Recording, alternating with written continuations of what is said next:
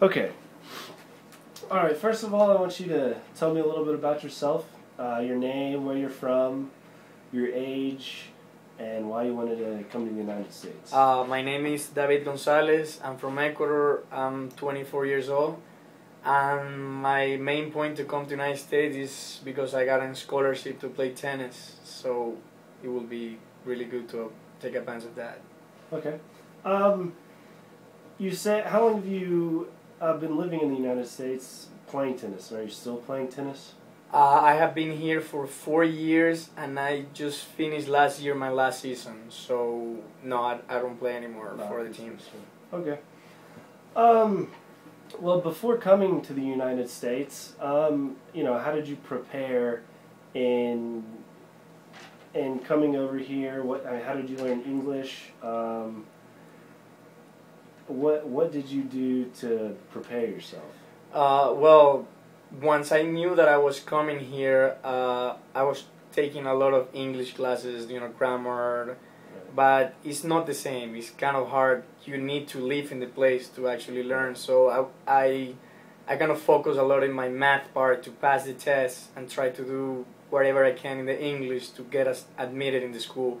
And I did, and once I came here, it was a big challenge because I didn't know too much. It was really hard to understand class and everything, but the best way that I learn English is just being here, Right. Trying to learn, talk to people, friends correcting me all the time.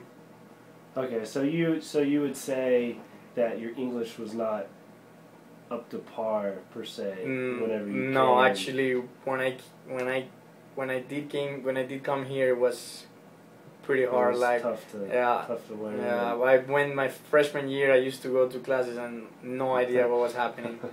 But with the time, you need to learn. Yeah. Like if you go to my country and you don't know, if you stay there, you will just learn with people that you have to learn.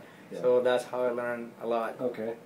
What was your most difficult challenge when learning English in Brazil?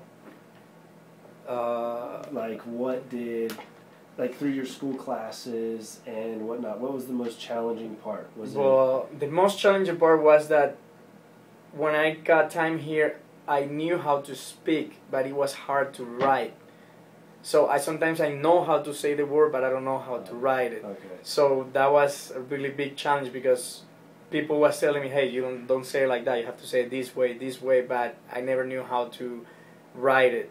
Or sometimes when I have a presentation, it's different because it's different talking English with a friend than talking English in a presentation. So that was a big challenge, I tried to learn how to actually talk in different ways. Okay. Did you, when you first came to the United States, did you have any big cultural misunderstandings? What was the most challenging part adapting to living in the United States? Well, the first one I think was that here in America you have a lot of rules. Like you have to drive well, you have to do, if you don't, you get pulled over, you cannot go out after 2 because everything closed, you cannot get, things like that. And in my country you can just, it's of course there are rules, but it's not as strict as here. The club opens until everybody leaves, and that's one reason bad because there's a lot of corruption. Here it's better, everything is more organized and everything, but that was a little bit hard to adapt. Yeah, that is interesting. Okay, and I guess I'd like to finish up on what was your biggest cultural difference, well, I guess it kind of relates to the last question, that you noticed in your country and coming here? Well, here, another thing that I realized, the food is really, really different. Like here in America, a lot of people eat, fast food because they have to work a lot. In my country, when you work, you usually have like a big break to go home and eat and go back. Most of the people here, you don't have time. So, even like us, in between classes, sometimes, okay, I have an hour to go eat, so you eat a lot of, fast food places. There's not too many, cooking at home, normal, it's a lot of, that. What about girls? How are the girls here? Well, they are like really like different. Ecuador, you don't see too many blonde like blue eyes. Here you see a lot. So yeah, there's a lot of cute girls here.